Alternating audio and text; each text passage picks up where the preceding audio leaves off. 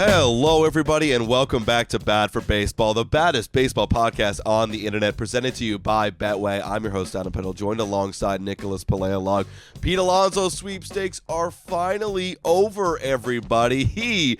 Guess who we went to? He is a New York Met. Wow, who saw that one coming? After all these hoops and hurdles that we had to jump through this offseason, trying to figure out where he's going, he just goes back to New York, and he's a New York Met for at least one more season. We're going to break down that contract, and as well talk about some other things like Nolan Arenado. Those trade rumors are starting to heat up, and some Vladdy talk, and as well, of course, we always got to talk about the LA Dodgers because you guys love the LA Dodgers. You love it either when we shit on them, you love it when we love them. We're going to talk about them some more, but before we do, Nick, how you doing today? I'm frustrated, man. Let me tell you, I am very frustrated. On this last podcast, I said very clearly with my entire chest, if Pete Alonso goes back to the New York Mets after all of this shit, I am going to be upset. And I'm even more upset because I didn't qualify it by saying him going back to the New York Mets on a bad deal. But that's what happened here. Because I could, you know what, if you held out this long and you got yourself, close to that offer that they offered you, a while back, which was what, like 160, 170, something like that, right? If you got close to that, I'd be like, all right, you know what, fair enough. You had to do what you had to do here to get yourself that money. That is not the case at all. I would argue that in all of the time that Alonso was on free agency, his value just kept depreciating and lowering and getting worse, and now you are ending up with a $54 million contract for 2 years. Now, for the average individual, $54 million sounds awesome. Amazing. But for somebody like Pete Alonso, who in his worst season ever still hit 34 home runs, what the fuck are we doing here, guys? So the details involve as well, like $30 million the first year. That is, part of that is a $10 million signing bonus. So Buddy just made $10 million last night. That's great for him. And then a $20 million for the rest of his contract. And then he's got the opt-out for year two involving $24 million. But it's funny you bring that up, that his value just kept going down and down and down. I wonder who was lowering the value. It was Steve Cohen, because he knew Buddy wants to come back here to be a New York Met. I could basically set your price. You go out and you test the free agent market, and you weren't getting really much from, the Toronto Blue Jays. Actually, you were getting like $70 million from the Toronto Blue Jays. There was rumors you were getting $100 million from the Angels, and you still didn't want to take that. So if you really want to come here, I could set your price. So that's why this whole podcast is titled, Did the Mets rob Pete Alonso? Well, they did. And you know what? This is Pete Alonso's fault, but it is also Scott Boras's fault for not advising his client best. When he did get that offer of 160, 170, whatever it was, from the New York Mets, clearly he should have taken that. I mean, hindsight is always 20/20, but this is a dramatic fall off from that, right? Like, it's probably going to end up just being a 1-year deal for $30 million. Like, that's probably what's going to happen here. If Pete Alonso does what everybody expects and anticipates him to do, and then, he's going to enter into free agency next year, but now he's going to be 31 years old. And let's be completely honest, unless he puts up, 60 fucking home runs or something like that, there probably isn't going to be much difference next offseason comparatively to this offseason. In fact, I'd argue that, next offseason, well, if you have Vladdy, and you got Cal Tucker, and you got a couple other big guys there, Pete Alonso might even be lower on the totem pole, and get less money. So, I mean, if I'm Alonso, I am obviously very upset at Scott Boras. However, he did walk himself into this hole by just being so committed to the New York Mets, right? Like, you could have, listen, if Steve Cohen smells that the only place you're going to go here is New York, right? If he smells that weakness, then you're absolutely right. He is going to capitalize on that. And, he knew that you weren't willing to go to another squad. So, I mean, look, this is Pete Alonso's fault. It is also Scott Boras's fault. But yes, to your question, they ripped him off. They did, and it's unfortunate. But like, also too, I guess, to play a little devil's advocate, we were talking about this for a while. Like, well, if you're not getting that big mega contract, I guess what you have to do is, you bet on yourself a little bit, which is exactly what this contract says. I'm anticipating that beyond even the first year, I will be a better player. and I will get a bigger contract. Is that so? Like, yeah, like what you're saying. Like, he needs to hit 60 home runs. Like, obviously, that'd be the most home runs he ever had in his career. Yeah. But like, but if he hit, back to his career of like 250, 260 batting average, an OPS in the mid 800s, knocks in 40 home runs, 100 RBIs, at 31 he'll be.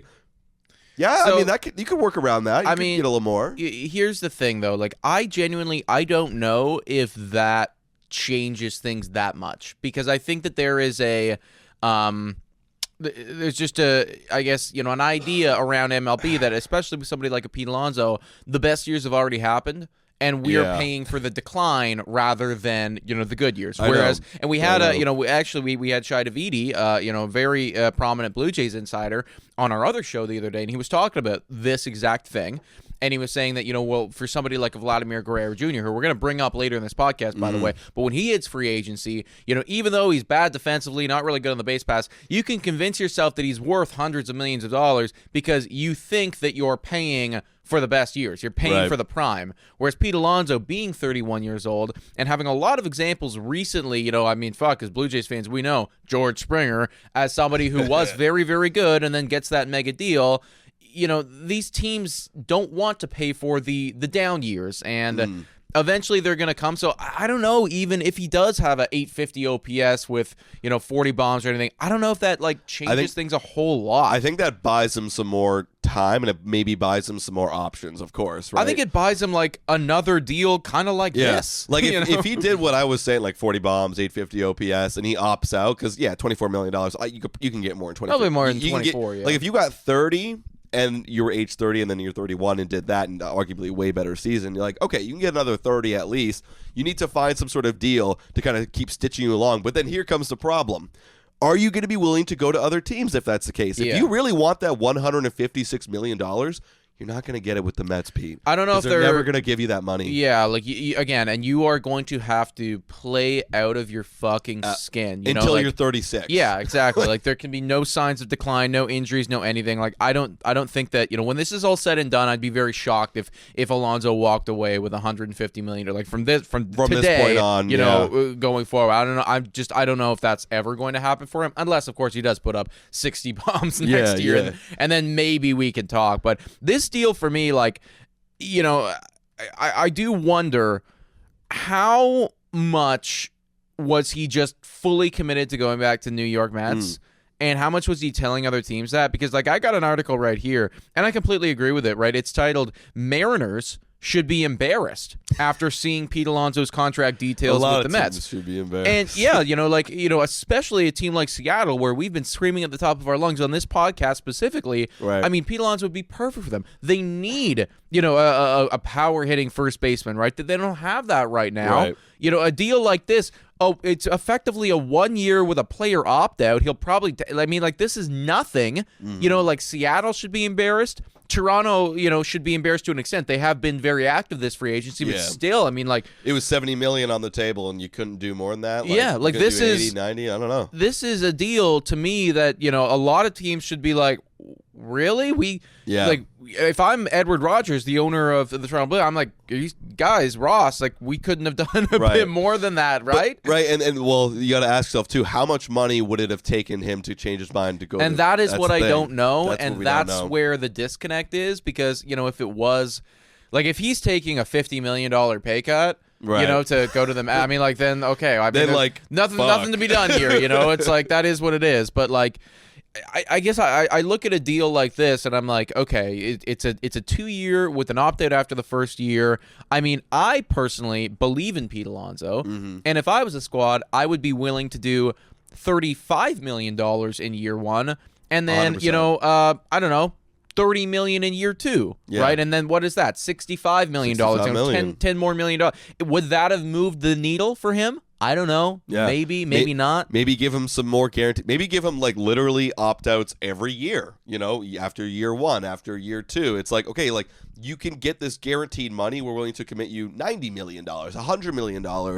And that would give you more incentive. Okay, well, at least if I fail, I got really close to that 156. But now, now you got to prove it with your numbers, Yeah, I just look at this contract and, again, it's disappointing. It's extremely disappointing. That is why, to go back all the beginning, you said, well, how are you feeling today, Nick? I'm feeling frustrated because, it's just we went through all of this shit just so you could get ripped off by your team that you were already on. And it's like, what are we doing here? Bro, it's like a sad guy who's in love with a girl and she doesn't really value him and she's like, all right, fine, I'll take you back, but isn't gonna show you the love. It's like, no, man. all winter, he was calling her. He was getting left on red, and it's and here he is almost back. feel bad for him. I Granted, feel bad. Let's move back a bit. This guy made $54 million and also last night. Also he's playing for a great team, and fans love him there. And but I almost feel bad for him with everything that went down here. Especially watching Steve Cohen, fall in love with Juan Soto and go balls to the wall to get that guy, and then this homegrown star. And I do think that he is a superstar in Pete Alonso. Right. Could only fork over $54 million. Again, if I was Big Pete, maybe I'm just a spiteful human being. Maybe that's just the type of guy that I am. If this is the offer that team would be offering me, I am going somewhere else. I'm going, and I'm proving I'm elite. Yeah, I wouldn't want to have to go there. But if I had to go to the LA Angels just to fucking, shove it to you, I would do that. I agree, man. Or if they ever got an offer from the Dodgers, go over there. Oh, hell yeah. Spiteful. Granted, now I'm hated by New York Mets fans, but whatever. Who cares, man? Look, they should know I got screwed. Yeah, you know what I mean? It's like, look, if you're not valuing me the way that, I should be valued, I'm going to go there. That's not what he decided to do, ultimately. He ended up coming back here at a very discounted rate. But, I mean, look, if you're a Mets fan right now, just be thanking your lucky stars that this guy seemingly loves you. And honestly, credit your coaches, credit your developments. And clearly he must have an incredible relationship with all of those guys in that room, in everything. Because those are the people that he came back for. Absolutely. And now actually we haven't even been talking about this from a whole team perspective of being good or a Mets fan. Right, yeah, Mets fan. I'm thrilled. This is an amazing deal, right? Dude, they're stacked. Amazing deal. And now I'm looking at their lineup with Pete Alonso back in it. Lindor, Soto, Pete Alonso, Brandon Nimmo. They have Mark Vientos batting fifth. Yeah. Jesse Winker they brought up sixth. Francisco Alvarez is a good catcher. It's stacked, dude. It's stacked. Jeff McNeil and then Jose Siri. Yeah, it is. It unbelievable. Is absolutely stacked. I mean, that team, again, they're I don't want to say that they're quite World Series or bust because, again, there's the Dodgers. There's the Dodgers there, and this is kind of your first year with Soto and stuff. But when you go out and you pay $765 for a guy, and you go out and you bring back Alonso, and you might only have him for 1 year. Right. It is almost World Series or bust, right? That's you're paying for. I wonder. Do you know what their payroll is right now? I'm gonna look it up right now. It's got to be fucking through the roof. But for what you're paying, you wanna go all the way here with this team. You have to, and honestly, now that we're kind of coming to the end here, I'm looking at their whole team, and they've done a pretty solid job again with the pitching staff. They had no starting pitchers. They got Sean Manaea. We know how good he was at the end of last year with the Mets. Kodai Senga is still a stud. Frankie Montas, we'll see what we get from him. David Peterson is good. Clay Holmes. There's guys, Paul Blackburn. There's guys in here that can actually do some stuff. So, I mean, if that pitching staff can provide enough, defense and run prevention, then that lineup's gonna bang. Yeah, and I think that when you think about the New York Mets team, what is at the end of the year, what are we gonna be looking at? From an offense, a pitching, a defense standpoint. I mean, their strength is obviously that lineup, what you're paying for in that lineup is to be a top 5 offense in baseball. Yeah. Right, you are gonna live and die with that. You need to be a top 5 offense in baseball next year to get bang for your buck. Yeah. And then ultimately, well, what are you looking for from the pitching staff in a year where you win the World Series? Somebody breaks out there, and you end up with a top 10 pitching staff. However, to even make playoffs, you are more than comfortable with having, the 14th best pitching staff in all of baseball, and you're okay with that. And also trade deadline, that's always they are going to be active. They have to be active here. There's no room for, I guess, any prospects anymore. So you got to be active and get it done. So did you find out how much money they? It's taking a really long time to load right now. I'm gonna guess they're second with the fucking Dodgers. Well, keeping in mind too, the Dodgers, I could see the Dodgers being a little bit lower actually than them just because of all the deferred money. Right, it's taking forever to Spot Rec is not wanting to load now for me. I'm gonna look up the one on Fangraphs. Okay, wait. Oh, okay. The Mets are 336. No, 331. Excuse me. 331, eh? 331. What are the Dodgers? That is a lot of goddamn money. Yeah. Okay, mine's actually starting to slow down. Yeah, I don't know why. It's our internet's doing something here, folks. Clearly your internet's not working. Anyways, it's a lot of freaking money. If you are a New York Mets fan, thank the baseball gods that you have Steve Cohen for doing what he does, man. And ultimately, like I hate the deal that Pete Alonso's on, but from a team standpoint, you got to be feeling really, really good. It is very phenomenal. Now let's transition a little bit and talk about the Boston Red Sox. They're not done apparently yet, and as well. Nolan Arenado, his whole trade market is starting to spark back up again. This was a tweet that came out, I believe, Buster Olney. He came out and said this, and this kind of sparked the whole wave of Red Sox fans. We follow Robbie Hyde. Shout out to Robbie Hyde. He was getting very excited hearing this news. The tweet says this by Buster Olney. Given that Nolan Arenado vetoed the potential trade to the Astros, what some of his friends say is important. They think he would really like the idea of going to the Red Sox. If Boston and the Cardinals work out terms, Arenado's current mindset is, I am highly, highly motivated. So... Is there some sort of rumbling going on that they're talking about a deal with Arenado? We know that they've always been linked this offseason, and potentially that the Red Sox might make this trade. And I like that idea of bringing in Arenado. Yeah, he's is he the guy that he was with the Rockies and the peak with the Cardinals? No, maybe not necessarily, but he's a good bounce back candidate, and he's going to give you a great glove over there at third, which Rafael Devers doesn't. You can move Devers over to first base. That fixes your whole first base problem.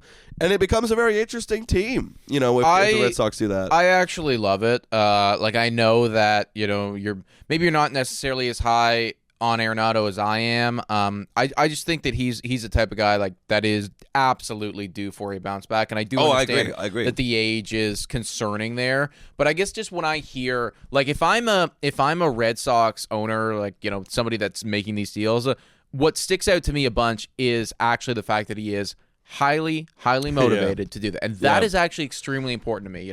I don't want to trade for a guy who doesn't want to come here because I might not get 100% effort. And I want you to fully buy in. If I'm giving up assets to get you on this team, I don't want you to just be fucking along for the ride. Yeah. I want you to want to come here and buy into the mission. And it sounds like Nolan Arenado is bought into what they are building over there on the Boston Red Sox. You put him into that lineup, next to Devers and, his old buddy Trevor Story, right? Can they get, do they kind of build off of each other a little bit? It's like you bring some life back to Trevor Story. Now the camaraderie's back right there.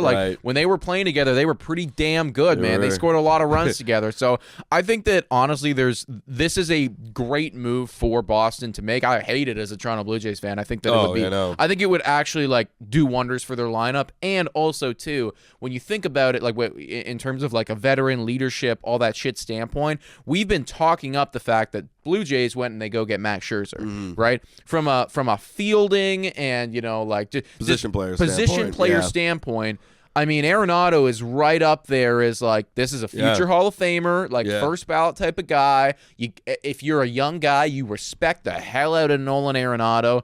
And I just think that it really would bring the winning culture to Boston. Yeah, and, he didn't have a winning culture in St. Louis the last couple of years. And there was a cancer there. Yeah, everyone's talking about that there's this cancer in the clubhouse there. I mean, him and Goldie fell off the table. I think Goldie's due for bounce back as well. They both should be, yeah. They absolutely both should be. And, yeah, the numbers have fell off the page. But, yeah, again, and Boston could trade all these assets to get him. And it's not even it's going to cost that much. No, it shouldn't at all. I mean, again, because you're buying him at his low right now. He's got a lot of money still stapled into his contract till 2028. So you could kind of convince, St. Louis, hey, we're going to send you less assets because we got to take on all this money and this is a big hassle. Well, blah, blah, blah. I heard that, ultimately they're, St. Louis, they might even need to eat a little bit of that contract. They got to eat a little. It's the same shit that happened with the Rockies. You remember the Rockies traded them initially to St. Louis? I remember the Rockies for 2 off seasons seasons in a row, we're doing the dumbest shit I know. that you've ever seen or heard of. And like now they're in kind of like coma mode, just chilling down there at the bottom of their division. And ever since they got rid of Arenado, Arenado, Trevor Story. I mean, yeah, and I remember like there was you want to talk about cancer, like there was a actual cancer there because multiple. You never see this, right? Like this is these guys' careers and everything like that. Multiple individuals, Arenado, Story, I think a couple of the pitchers over there in the Rockies were coming out and talking about how fucking terrible that front office is and how they want out of there, right? So I mean, it's off topic there, but Rockies are just dumpster fire. Point being is like this guy keeps getting tossed around and people keep wanting to eat his contract, and like the whole Rockies thing was they were sending over money for garbage prospects. It was a terrible trade for the Rockies standpoint. Yeah. But now, I mean, look, you can actually buy low on him. That was when he was at his peak. You can actually buy low on him. Yeah, I think this makes sense for the Boston Red Sox. Honestly, also looking at like his projection right now, and this is from Baseball Reference, and I've always found that Baseball Reference and their projections, a lot of the projection sites, in my opinion, are typically pretty conservative. They're very conservative. Like I find them to be on the lower spectrum of things.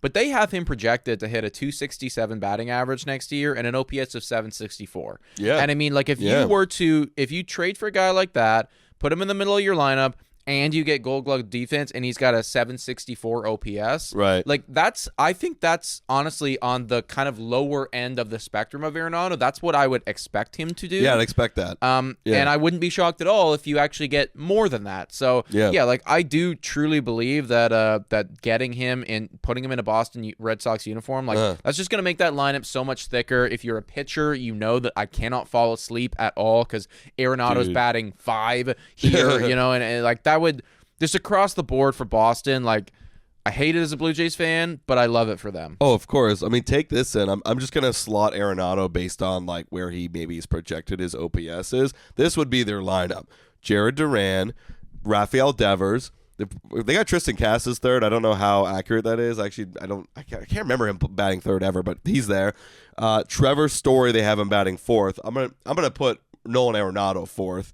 Then it goes Trevor Story. Then it's Yoshida, Willer Abreu, Connor Wong, and then like whoever, Rafaela or David Hamilton. And let's not forget too, right? That's the start of the season. Yeah. But they have, and I brought this up on previous podcasts, they have 3. I believe it's the I forget where they are, but I think it's like the number 2 or they're all top 10 though. They're all that's the thing. They're all top. They have 3 top 10 prospects in baseball. All of them hitters, and all of them projected to come to the show in 2025.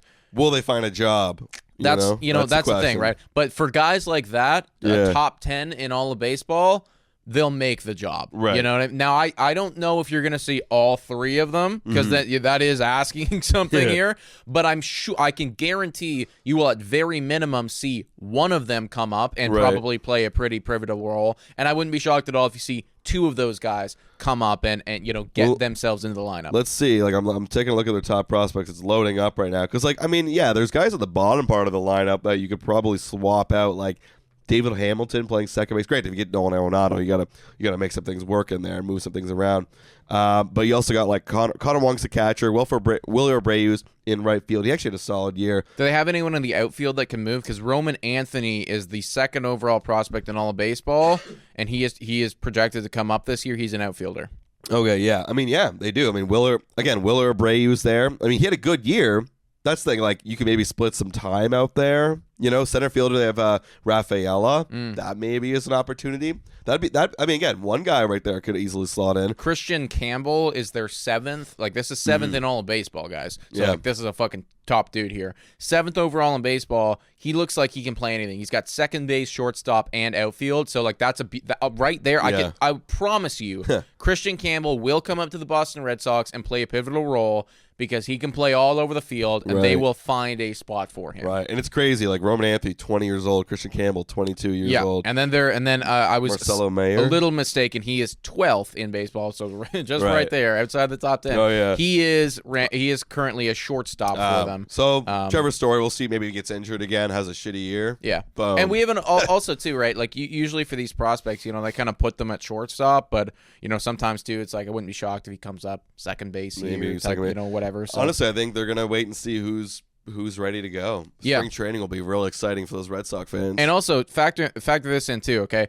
Roman Anthony is the number 2 overall prospect in all baseball, but he's behind Roki. Right? Yeah. So had Roki, he would have been number 1. He would have been the number 1 prospect in all of baseball, right? I mean, again, you can say that for probably a bunch of different scenarios, but Roki is Japanese superstar, different type of person over there, right? But Roman Anthony right behind him right there. So that Boston Red Sox lineup, you put Arenado in there, you have him come and teach Christian Campbell how to play third base. Right. Listen, I think it's a great move for them to make. I love their acquisition of Garrett Crochet. I think that the Pacoda projections. We should probably do a whole podcast actually maybe next Monday, just kind of breaking down the Pacoda projections, because I think that'd be a really good one. Could really dive into that. But I'll tell a little spoiler here right now, folks. Pacoda projections has the Boston Red Sox finishing 5th in the American League East with like 77 wins or something. One of the worst ones I've seen on that entire list. Couldn't fucking disagree more. Yeah, that's insane to me. They're definitely above 500 baseball team, and honestly, I think there is a realm of possibility where there's a realm of possibility that they win the effing AL East this year. Like if things go awry in New York and Baltimore, and they hit a hot surge and they have actual breakout guys that are legit superstars. Why not? They made all the acquisitions to their pitching staff by getting Garrett Crochet, right? They got Garrett Crochet. They also, Tanner Houck was a solid guy last year. Brian Bayo was great. Cutter Crawford was good. They also got Walker Buehler. We kind of forget about this guy. What if he has a bounce back year and is phenomenal? There's opportunities for these guys to absolutely dominate. Their bullpen, Liam Hendricks, Aroldis Chapman. Like, there's so many good opportunities for them to actually win the AL East. Like, being 5th, not in the realm of possibility. Well, let's take a moment right now and give a quick shout out to the sponsor of this video, Betway, right now. Hit your picks, knock it out of the park with Betway, everybody. I imagine you probably had something about the Super Bowl up here. I did. But actually, I'm just pulling up the Boston Red Sox win total for 2025. I got their line right here for their 2025 win total, and just factor this in with the Pacoda projections. Pacoda's saying Boston wins 77 games. If you believe that, then you need to smash the Boston Red Sox under, because Vegas has them at 84.5 wins. That's a good line. That's a good line. That is way more in line with where I think that they are going to be. I think that if kind of everything is like the floor of whatever, they're kind of a low 80s win team. What's the odds for the under and over? So the over is 1.9. The under is 1.8. So it's like slightly favoriting the under. Wow. I'll be honest, man. Like it's again, like that to me is obviously a lot closer. I might still hit the over here, just because I'm buying in and I'm believing in what they're doing, especially if they do go out and they make that move for Arenado. And I do think that they're also in a spot as well, and this is something that you got to factor in. They have the best prospect system in all of baseball right now. Come trade deadline, they're going to have the capital to fire bullets. They have the capital right now to get Arenado if they really want. They can go get any pitcher. They're not going to need to give a top prospect up for Arenado. No, exactly. Like that's not going to hurt their farm system. They could go send their fucking 6th or 5th prospect. Who cares? Yes. At the end of the day, it doesn't even matter to them, right? So, it doesn't matter. I mean, honestly, folks, I kind of like the over there. You guys let us know in the comments down below where you're riding, but that to me... Again, Pacoda, you're on crack. Boston is significantly better than that. Scan the QR code or click the link in the description. Must be 19 years or older to participate. Available in Ontario only, and please bet responsibly. Yeah, honestly, like next Monday, let's go through the whole Pacoda, and maybe we should go through all the over-unders. That'd be a good idea, man. Just and we could pick our over-unders all throughout the year, because like we're getting to that point, guys. Next week is pitchers and catchers report on the 13th. Yeah, very, very exciting stuff. Yo, who do you think has? Okay, well, actually, this is easy. You're gonna know who has the lowest over/under. Yeah, White Sox. What do you think their over/under is? I thought it was like 62 or something like that. Okay, well, what do you think? Have you seen it before? I thought I did. Yeah, Maybe I'm tripping. Maybe I was looking at Pacoda, actually. I'm going to guess their over-under is 56.5. 51.5 from the Chicago Red Sox, or Chicago White Sox, excuse me. Wow. Hey, Pacoda says you're going to hit it over. I'm smashing the under.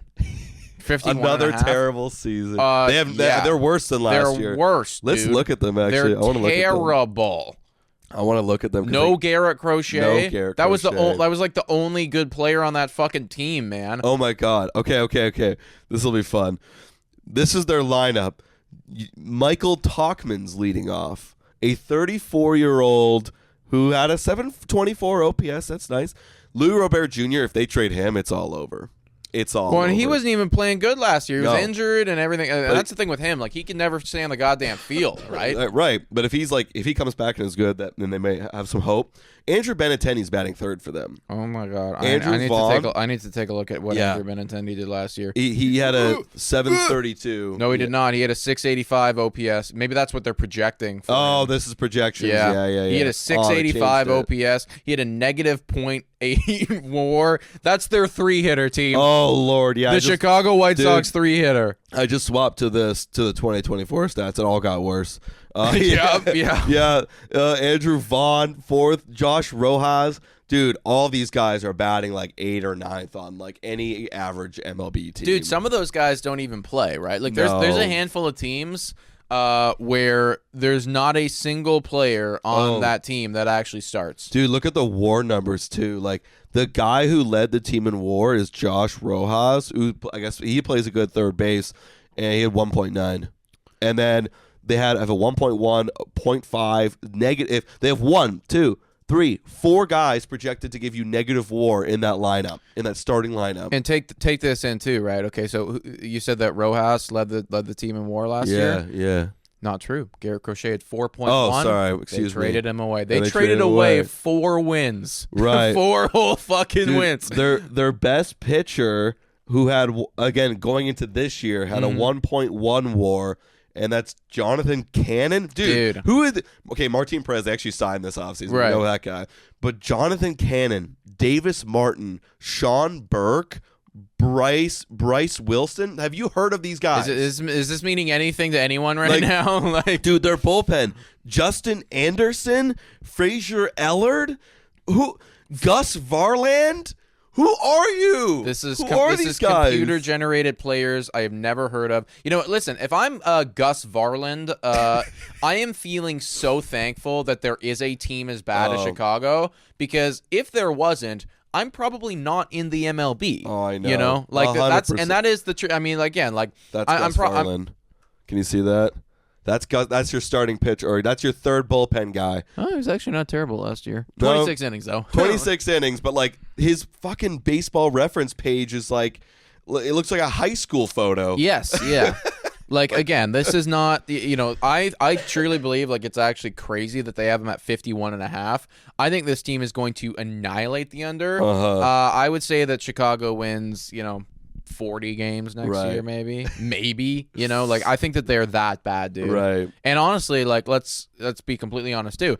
If Louis Robert Jr. is playing well, he will get traded. Oh yeah, he will get traded. There's no reason. And that is the only player on that team that has any value at all. Yeah. He is going to get traded at the trade deadline. That team's a dumpster fire. So yeah, we'll give our projections about that next Monday. So guys, hit that subscribe button. Stay tuned to our projections next week. Let's move on and let's quickly talk about Vladimir Guerrero Jr. Mm-hmm. If you guys are Blue Jay fans, I know some of you out there are coming in here from Blue Jays today. You had the whole thing come out from Hector Gomez, kind of teasing the idea that the wait will soon be over for Vladimir Guerrero Jr. Hector Gomez reposted this guy. This guy Hubble on X has been posting a video of Vladdy every day until he gets signed, so it's day 93 of him doing it. Hector Gomez quote tweeted that and said the wait will soon be over. He's been kind of teasing the idea that he will be signed soon. If that's the case, as a Blue Jays fan, thank God. You know, they needed to get this done. Everybody, you know, most teams actually, when you get a generational talent, you usually lock him up. Well, it's actually do it. Yeah, like it's very simple, right? Like this is a really good player. That's the best on the team, and he likes it here. So what are we doing? Yeah, and right? you're a big market team too, because I know I said most teams lock him up. When you're a small market team, you tend be not a bit harder, to. yeah. It gets harder, right? Like the Nationals, and you're looking at LA Angels with Ohtani. Granted, you did have the Cleveland Guardians lock up Jose Ramirez. You got to get it locked up and get it done. We have until February 17th, which is the last day of negotiations, until Vladdy actually shows up to spring training, which he said, that is my done. That is the negotiation window is closing then. So we have about, what is that? 11 days. 11 days. Yeah. Do you think it's going to get done? Like, where are you kind of at right now? Well, listen, Hector Gomez has been on it this offseason. Like, again, he is one of those individuals where you got to take it with a little bit of grain of salt. However, this offseason in particular, he is locked in. He is connected right now. So he predicted Santander. It instills me with a lot of confidence to see that, he believes it's going to happen. And I do think that just from a logic standpoint, like it's in everyone's best interest to do it. If I'm Vladimir Guerrero Jr., yes, I believe in myself. I saw what Juan Soto got, and I'm like, oh, I could do that. But there's also a little bit of doubt creeping in, too, because Alex Bregman's a pretty good baseball player. Pete Alonso's a pretty good baseball player. There's other guys that have been on the market where it's like, yeah, I'm gonna knock it out of the park in free agency. But if they're offering me $400 million right now, do I want to take the risk of getting injured? Do I want to take the risk of having a bad year? Do I want to, take the risk of going into a free agency and not knowing where I'm going to go? Right? Yeah. Like there are risks involved if you're Guerrero. Because like the big advantage he has is his age. That's it. Like that's a great advantage to have, and that's what's going to make you lots of money. And I know like people kind of bring up the argument, like and you brought it up too, like. You looked at what happened with Pete Alonso, and that his best years are behind him. Guerrero's best years are in front of him. Yes, he's a first baseman with bad defense, same with Pete Alonso, but again, I'm not comparing Vladdy and Juan Soto, but it's hard not to when you're looking at what happened and their youth and their generational talents. Don't tell Ross Atkins that, but you look at the comparisons, and you're like, okay, well, this guy can get a pretty good, sizable deal because he has a youth. And plus, if Juan Soto doesn't have great defense either, they're basically going to make him a DH one day. Right. If that's the case with Vladdy, too, then that shouldn't really impact his market if he has a good year next year. That's the thing, too, right? And we're not talking about just a good year. Like, I'm talking about a great year. Yeah. I think a good year, like, let's say that he puts up, if Guerrero finishes with a 830 OPS. Right. Like that's a bit of a like 30 home runs, a good year. Yeah, like a good yeah. year. A $450 million year though? Yeah, exactly. Then you start to have like I need you if you want to get if you want to get close to $500 million, I need you to be top 3 in MVP. Yeah. That's what it is. I guess I'll describe it this way. I don't really know how to describe it any other way, but this is like a phantom, unrestricted free agent year where it's like if he just signed his extension now with the Blue Jays, which he wants to, treat it like it's your free agency because if you were to enter with these numbers, these are great numbers to enter into free agency. Why risk another season? Yeah, maybe you bet on yourself and you get even more money, but if your team is offering you that mid $400 million that you are kind of projected around to get. Maybe get a little bit more if you risk it and have a great year, but just take it. Maybe have some opt-outs or some incentives. I just think that if I'm Vladdy, if Toronto is around 400 or, a little bit over that type thing, I personally think that there is more risk than reward in playing this year out. I think that there's more times than not. And injury is obviously one thing, and that would be a big factor. But even if, you look at the last 3 years of Guerrero, if he does last year again, then he might get a bit more. But it's just a bit more. Just a bit more. $50 million more.